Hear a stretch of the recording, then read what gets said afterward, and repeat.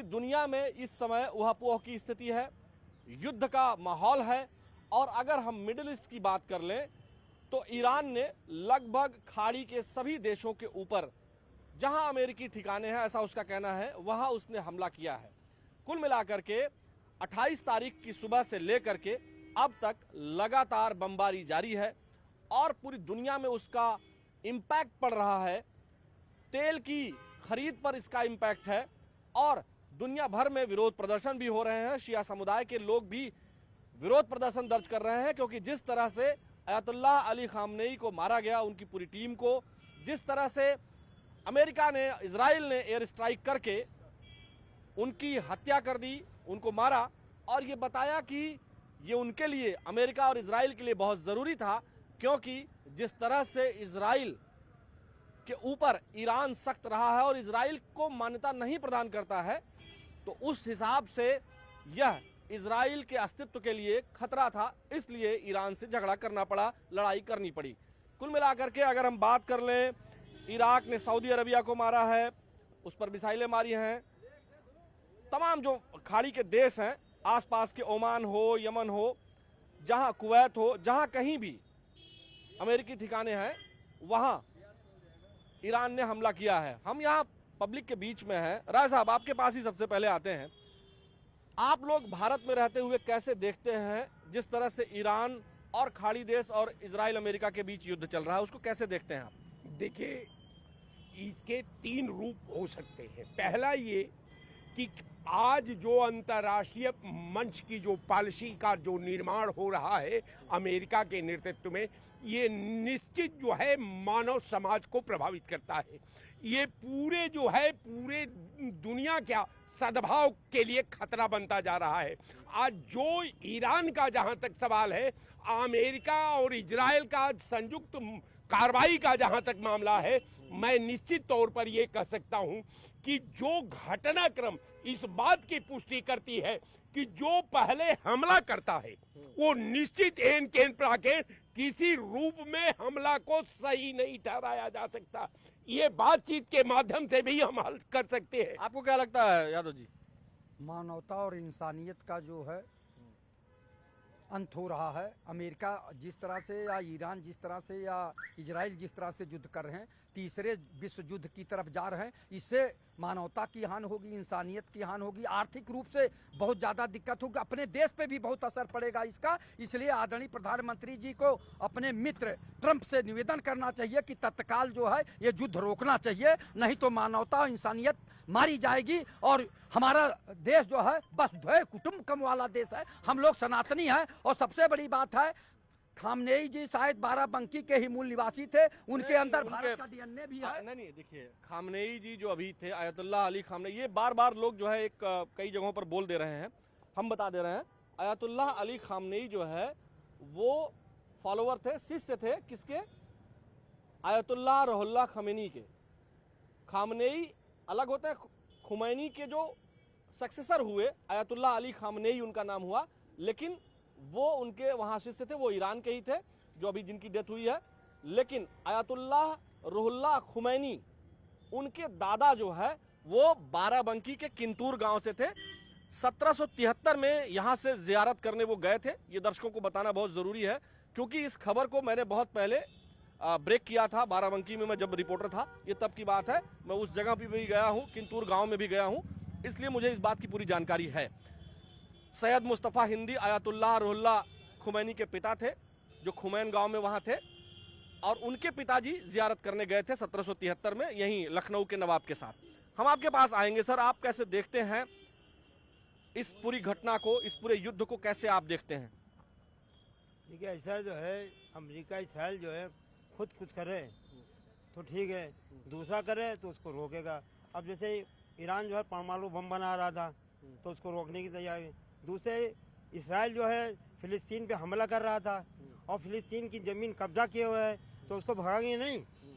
जैसे भाई अंग्रेज, क्या इजराइल के अस्तित्व को मानना चाहिए कि नहीं मानना चाहिए? क्योंकि जिस तरह से ईरान कहता है कि हम इजराइल को मानेंगे ही नहीं, या अयतुल्लाह अली खामनेई जो है वो कहते हैं कि हम ये इजराइल को नहीं मानते हैं, तो अगर किसी के लिए आप अस्तित्व का खतरा पैदा करेंगे तो वो मारेगा ना। इस्राइल वहाँ का नहीं है, जैसे अंग्रेज यहाँ के नहीं थे, हमने अंग्रेज तो भारत तो खाली कराया, इजराइल कहाँ का है? कहीं का भी हो, अमेरिका ने ला के उसको बताया। आखिर इजराइल कहाँ का है? कहीं का भी हो, वो अमेरिका की नस्ल है, ला के उसको बसा दिया। जैसे एक चौकी नहीं बना दिया थी, तुम देखो पूरे सऊदी अरब के ऊपर नजर रखो, बताओ हमको, ये बना दिया उसको।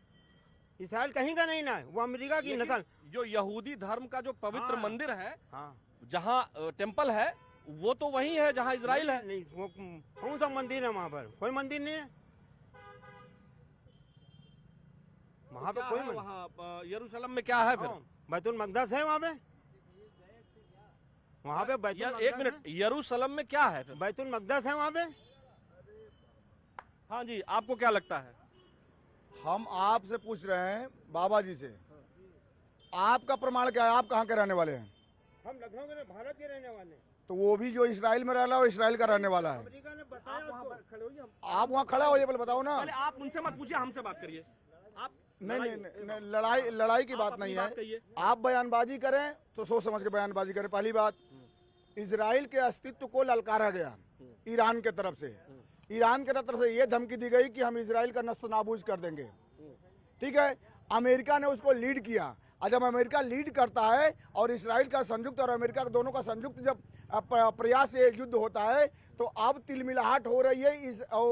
ईरान में रहने वालों को तिलमिलाहट जितनी नहीं है, उतना अन्य देशों में रहने वाले मुसलमानों को तिलमिलाहट है। क्यों भाई? हम इसका जवाब पूछना था, क्यों है तिलमिलाहट इस तरह से?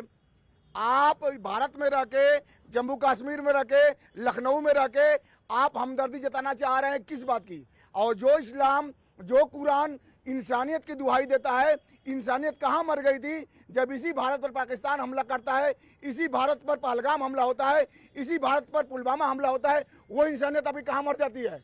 आज आप इंसानियत और सहानुभूति की हमदर्दी की जता रहे हैं, किस बिहार पर जता रहे हैं भाई? ईरान के लिए दो देशों के बीच में लड़ाई है, लड़ने दीजिए, मरने दीजिए। अमन शांति का पैगाम देने वाला ये सनातन का धर्म ये कहता है कि अमन चैन बना रहे, वो भारत में बना रहे, पूरा विश्व का कल्याण हो। लेकिन जो जैसा करेगा, जैसी करनी वैसी भरनी पड़ेगी। आपको क्या लगता है कि जो ईरान और तमाम और देशों के बीच युद्ध चल रहे हैं खाड़ी देशों में, और इजराइल और अमेरिका ने जिस तरह से ईरान पर हमला किया, और ईरान अब जिस तरह से खाड़ी के देशों पर और इजराइल पर हमला कर रहा है, उसको आप कैसे देखते हैं? इस युद्ध को कैसे देखते हैं आप? देखिए, द्वितीय विश्व युद्ध के बाद ठीक से खड़े होइए पहले। एक समझौता हुआ था। हाँ। उस समझौते में हाँ। चूंकि मित्र राष्ट्रों की सेना जीती थी, समझौते में अमेरिका ने बड़ी चालाकी के साथ अंतर्राष्ट्रीय समझौते में लिखा है कि जितना भी व्यवसाय अंतर्राष्ट्रीय होगा वह मेरे देश की मुद्रा में होगा। तो डॉलर में ही सारा होता है। तृतीय विश्व युद्ध आवश्यक है। यही ईरान और अमेरिका भारत के खिलाफ लगातार खड़े होते रहे, पाकिस्तान का पक्ष लेते रहे, और आज जब आपस में लड़ रहे हैं तो ये उनकी चिंता है। पाकिस्तान को कहे जाके भैया तुम लोग हमारे मित्र थे, आज काहे लड़ रहे हो? भारत को क्या लेना देना, चाहे कोई मर जाए, हमारे देश पर हमारे देश के नागरिक सुरक्षित रहें, हमसे बाकी किसी से क्या मतलब है। तृतीय विश्व युद्ध के बाद जब शांति होगी तब देखा जाएगा, और जब तक हमारे ऊपर नहीं आएगी तब तक हम क्यों चिंता करते फिरे? हमारे लिए तो जैसे अमेरिका है वैसे इजराइल, वो जो है ईरान है। आपको क्या कुछ, मैं आपको मानता हूं कि थोड़े जानकार व्यक्ति हैं आप बताएं कि ये जो चाचा बता रहे हैं कि वहाँ देखिए जो है यरूशलेम में कुछ नहीं है, चाचा जो बता रहे हैं, तो बता दूं, हमारे यहाँ केरल के रास्ते से सबसे पहले इस्लाम देश में आया, और वहाँ के राजा चेरामन फेरूमल थे। उन्होंने अतिथि देवो भव में एक जो निर्माण कराया, जिसे आज भी चेरामन फेरूमल मस्जिद कहा जाता है। इजराइल का मामला ये है कि इसके बाद जब हजरत मोहम्मद साहब के बाद उनके ससुर और उनके दामाद में लड़ाई हुई गद्दी के लिए, क्योंकि उन्होंने जो पीठ बनाई थी, हर पीठ जैसे हम लोगों के यहाँ शंकराचार्य की पीठ है, तो जब वह गद्दी के लिए लड़े आपस में, तभी जो है करबला का युद्ध हुआ। और उनका कॉन्ट्रैक्ट था, हजरत मोहम्मद साहब ने कॉन्ट्रैक्ट किया था अपने ससुर अबू बकर से, शादी से पहले आयशा से, कि मेरे बाद तुम इस गद्दी पर बैठोगे। लेकिन कुछ लोगों ने ये कहा कि भाई नहीं, ऐसा नहीं, ससुर नहीं, दामाद का ज़्यादा अच्छा हक है। तो वहीं से शिया और सुन्नी शुरू हुए। अब ये बताएंगे नहीं 72 फिरके हैं, इनके अंदर की बात है, ज़्यादा बताओगे तो ये इनका एक नियम है कि ना मानोगे तो सर काट देंगे, और मान लोगे तो नुन्नी काट देंगे। नहीं, ये इस तरह की बात नहीं, ये दोबारा इस तरह की बात मत बोलिएगा, है ना? ये इस तरह की बात अब दोबारा मत बोलिएगा। लैंग्वेज आपको ये समझना चाहिए कि आप जानकार हैं। नहीं नहीं नहीं, दोबारा सच्चाई मतलब क्या, बेवजह वाली बात नहीं करते हैं। हाँ आप बताएं, आप एक शांत रहिए भैया, डिबेट आप लोगों का आप ये बहुत खराब आदत है ये भाषा जो है। आप ये बताइए कि जो ईरान और इजराइल में युद्ध चल रहा है, जो अमेरिका ईरान में युद्ध चल रहा है और जिस तरह से ईरान खाड़ी के देशों पर हमला कर रहा है, उसको आप कैसे देखते हैं? मैं आपको बता दूं, ईरान और जो भारत के रहने वाले लोग जो छाती पीट रहे हैं, इनको भी थोड़ा समझना चाहिए। कौन लोग हैं वो जो खेमनई के सपोर्ट में, अब इनके यहाँ जो भाषा में बोलते हो, मैं तो पढ़ा नहीं हूँ उनको, लेकिन उनको भगवान ही मानते हैं, तभी ये लोग इस तरह से बोलते हैं। आप ये बताइए 1965 और 1971 की लड़ाई में ये जाकर के पाकिस्तान का साथ दिए, और अभी जो हाल में ऑपरेशन सिंदूर हुआ था, जिसमें भारत मिसाइल दाग रहा था पाकिस्तान पर, मोदी जी ही नहीं बल्कि पूरे भारत के आंखों में आंसू था कि हमारे 26 लोगों को कत्लेआम किया उन जिहादियों ने। बमबाजी हो रही थी, जिहादियों को मार रहे थे, पाकिस्तान में टेररिस्ट को मार रहे थे, और यही ईरान जा करके खुल के सपोर्ट किसका किया था? पाकिस्तान का। तब इनके नहीं समझ में आया। मोदी जी को उन्होंने कहा कि घर का भेदी लंका ढाए। मोदी जी के आत्मबल को इन लोगों ने परास्त करने का काम किया। मोदी शांत हो गए थे, लोग समझ नहीं पाए कि मोदी करने वाले क्या हैं। इनको मिट्टी में मिला दिया। और आपको मैं बता दूं, वो ठीक है, आप ये बताएं कि ईरान, इजराइल, अमेरिका और खाड़ी के देशों में जिस तरह आज युद्ध का माहौल है, युद्ध चल रहा है, लगभग एक हफ्ते हो गए हैं, है ना। 28 तारीख की सुबह से शुरू हुआ और आज 6 तारीख है, एक सप्ताह हो गया पूरा। आपको क्या लगता है कि इस युद्ध से, आपसे मैं जानना चाहता हूं, आप युवा हैं, इस युद्ध से क्या समझ रहे हैं आप? किस तरह का युद्ध है और इससे फायदा नुकसान क्या है भारत का? पहली बात तो जो लोग युद्ध को लेकर के मोदी जी और प्रधानमंत्री जी या भारत पर बात कर रहे हैं, उनको पता होना चाहिए जब मोदी जी नहीं थे तब द्वितीय विश्व युद्ध हुआ था, प्रथम विश्व युद्ध हुआ था। ये हमेशा युद्ध होगा, क्योंकि युद्ध नहीं जिनके जीवन में वो भी बड़े अभागे होंगे, या तो प्रण को तोड़ा होगा फिर या रण से भागे होंगे। युद्ध जो है एक समय की मांग होती है, और युद्ध वही जीतता है जो युद्ध के लिए संकल्पित होता है, जो मानवता की दुहाई दे रहे हैं। तो अगर मानवतावादी ईरान था तो उसे जो है अमेरिका की शर्तें मान लेनी चाहिए थी, आप परमाणु बम ना बनाते। यानी आप बना क्यों रहे थे?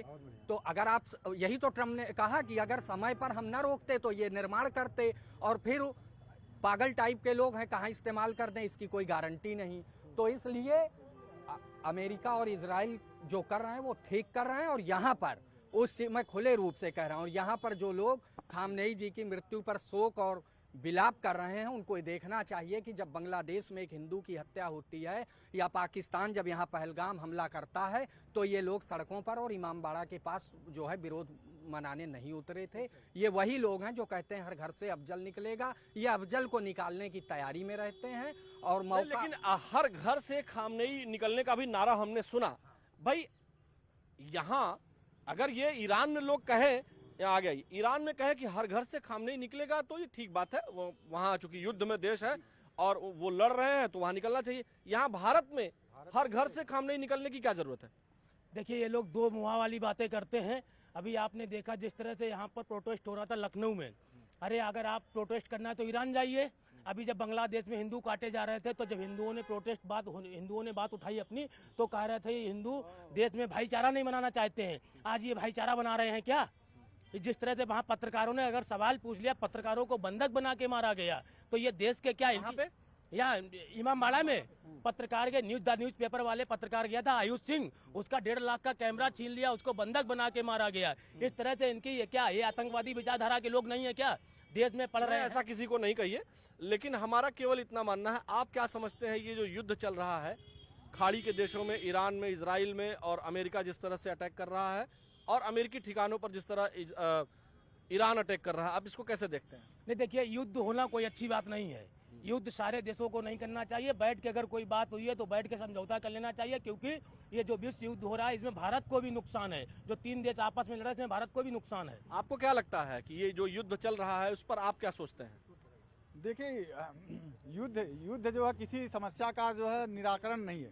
अंतर्राष्ट्रीय न्यायालय बना हुआ बेसिकली जो है इंटरनेशनल। अरे भाई आप देखिए, अंतर्राष्ट्रीय न्यायालय में मतलब कहना तो नहीं चाहिए मैं, लेकिन फिर भी being a student of international politics, अगर हम लोग इस बात पर चर्चा करें तो आज यूनाइटेड नेशंस की प्रासंगिकता कहीं दिखाई नहीं देती है। पिछले कुछ वर्षों में यूनाइटेड नेशंस और अंतर्राष्ट्रीय न्यायालय जो हेग में है कुछ तो कर नहीं पा रहा है वो। लेकिन आप क्या सोचते हैं इस युद्ध पर? देखिए ये युद्ध जो है किसी समस्या का समाधान नहीं है।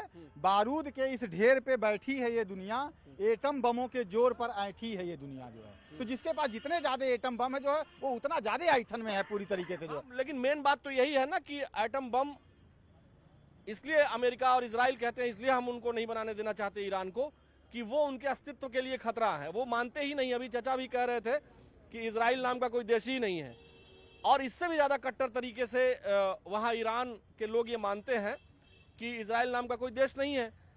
तो फिर तब तो इजराइल के लिए खतरा हो गया ना, अगर उन्होंने एटम बम बना लिया तो। देखिए ये सोवरेन कंट्री है बेसिकली जो है, ये संप्रभुता। जैसे अंग्रेज लोग भारत में बस गए थे, उधर देखिए। हाँ, जैसे अंग्रेज लोग उधर देखिए। अरे इधर आइए, इधर हाँ, इधर देखिए। हाँ, जैसे भारत में अंग्रेज तो बस गए थे, उस कैमरे पे देखिए। हाँ, जैसे भारत में अंग्रेज तो बस गए थे और पूरे भारतीयों ने उनको निकाला, इसी तरह इसराइल में वहाँ बसाए गए, अमेरिका ने बसाया उनको बस। हाँ, तो कौन निकालेगा उनको? भाई वही मुसलमान मिलकर निकालेंगे लोग। कैसे निकालेंगे? ईरान, सुनिए तो, ईरान ने तो सब मुस्लिम देशों को मार रखा है भाई। तो वो इसलिए मार रहा है कि वहाँ पे अमेरिका की जो फौज है, अमेरिका के ठिकाने वहाँ मार रहा है। तो अमेरिका का ठिकाना किसने बनवाया? अरब देशों ने बनवाया। अरब देशों ने बनवाया। ये अरब में कौन है? मक्का मदीना में कौन रहता है? मक्का मदीना में वो मतलब है मुसलमान, लेकिन नाम के मुसलमान है वो। है क्या? तो नाम के मुसलमान, जो वहाँ का बादशाह नाम का मुसलमान है। अच्छा जी। जी हाँ। असली मुसलमान कहाँ है? अरे असली मुसलमान जो अमेरिका, अगर मक्का मदीना में मुसलमान नहीं तो असली मुसलमान कहाँ? जो अमेरिका इसराइल से जो टक्कर लेगा वो है असली मुसलमान। माने अरब में अमेरिका हाँ। सऊदी अरब में, ओमान में, खाड़ी के अन्य देशों में, यहाँ अरब में जो हम असली मुसलमान नहीं है। जो अमेरिका इसराइल से टक्कर लेगा वो है बस।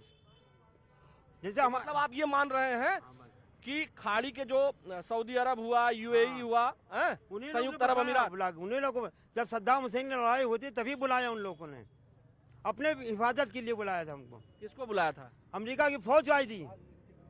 अमेरिका की फौज जो है वो को बुलाया था किसने? भाई सऊदी अरब ने, कुवैत ने। भाई कुवैत पर कब्जा कर लिया था और कहा ही ले गया था। किसने कब्जा किया? सद्दाम हुसैन ने। सद्दाम हुसैन ने। तो ये तो सिया सुन्नी की लड़ाई में, सिया सुन्नी की लड़ाई में कुछ।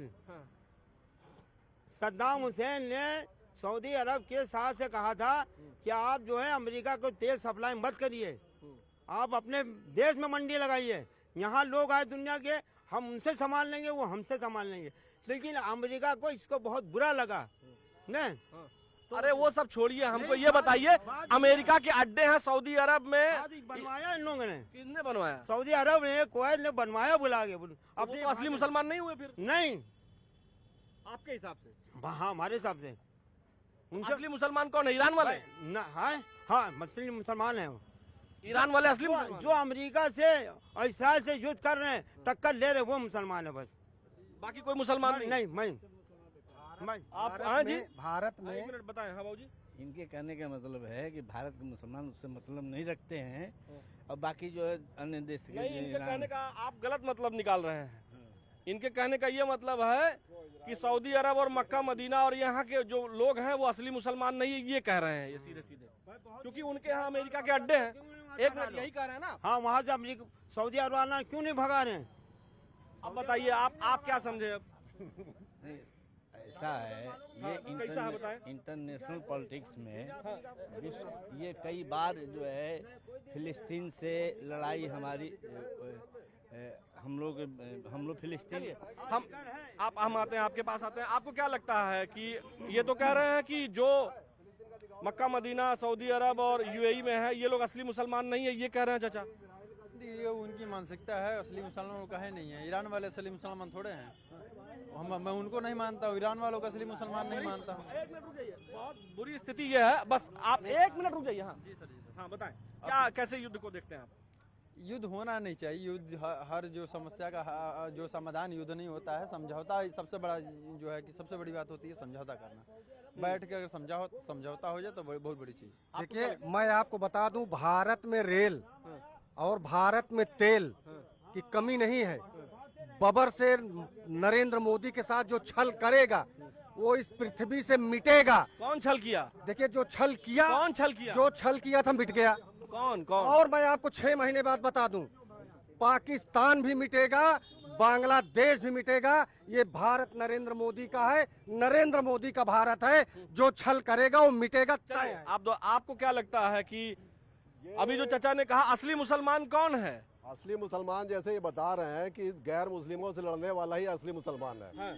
लेकिन ये अब जो है जो ये इजराइल, वो तो खुद मुसलमानों यहूदियों से लड़ने वाला, यहूदियों का जिक्र जो है कुरान में दिया गया है लड़ने का।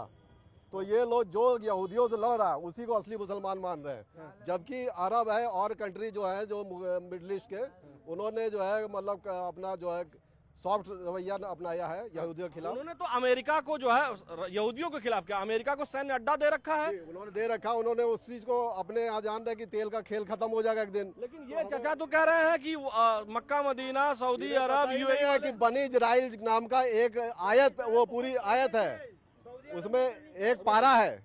बनी इजराइल कुरान में एक पारा दिया हुआ है जिसका नाम सर क्या है? मेरा नाम पीयूष वर्मा है। अच्छा। और इनको शायद हिंदू मुसलमान होके भी इनको नहीं मालूम होगा, फिलिस्तीन का कहीं कुरान में जिक्र ही नहीं है। और इन्होंने सारे मुसलमानों ने, ईसाइयों ने बहुत पहले यहूदियों को मार के भगा दिया था वहां से। अब जब वो अपना जो क्षेत्र है उसको लेने के लिए आए हैं तो ये लोग कह रहे हैं कि तुम बाहरी हो, मैं यहाँ का हूँ। मतलब अगर ये यहाँ के बस गए हैं हिंदुस्तान में आकर तो ये कहते हैं कि मैं हूँ और तुम अगर वापस आ रहे हो तो तुम बाहरी हो। चलिए, आपको क्या लगता है, क्या नाम हुआ आपका? अली खान। अली खान, आप बताएं, इजराइल और अमेरिका, ईरान, और अब ईरान ने खाड़ी के देशों पर भी बमबारी की है, आप ये देख रहे हैं। आप केवल हमें इतना बताएं कि ईरान में जो है जो हो रहा है और ये जो चचा बता रहे हैं, असली मुसलमान कौन है और मुस्लिम कैसे इसको देखते हैं? देखिए मुसलमान तो सभी हैं, ठीक है। फिलिस्तीन, और जब फिलिस्तीन को जब हमको हिस्ट्री में मत ले जाइए, चूंकि लगभग दर्शकों को भी सबको मालूम है इतिहास क्या है। हमको केवल इतना बताइए कि अगर ईरान और इजराइल में युद्ध हो रहा है उसका क्या इम्पैक्ट है भारत पर और आप लोगों पर और आम लोगों पर? ईरान का देखिए सिंपल सा फंडा है, ठीक है। ईरान का जो रहबर था वो तो चला गया, उनके पास बचा ही गया। अब सीधा वो वार करेंगे, चाहे इजराइल हो फिर चाहे अमेरिका। ईरान अमेरिका के ऊपर वो नहीं कर रहा है, डायरेक्ट अमेरिका की पब्लिक ऊपर नहीं मार रहा। और इधर उधर जहाँ मतलब अभी इधर कुवैत में इधर उधर सब ईरान में, सऊदी अरब में, हर जगह तो हर जगह पब्लिक पे नहीं मार रहा है। जहाँ इमरान अमेरिका और इजराइल के वो बेस है उस पे ईरान हमला कर रहा है। तो चाचा तो कह रहे हैं कि वो मुसलमान ही नहीं है वो लोग। कौन कह रहा है मुसलमान नहीं? मुसलमान तो सब हैं, हम भी जो है अमेरिका का समर्थन कर रहे हैं वो मुसलमान नहीं है। जबरदस्ती नहीं है, कौन कह रहा है? वही तो कह रहे हैं। देखिए सिंपल फंडा है, ठीक है। सिंपल फंडा है, ईरान को हम लोग मानने वाले हैं और यहूदी लोग को नहीं। यहूदी लोग। चलिए।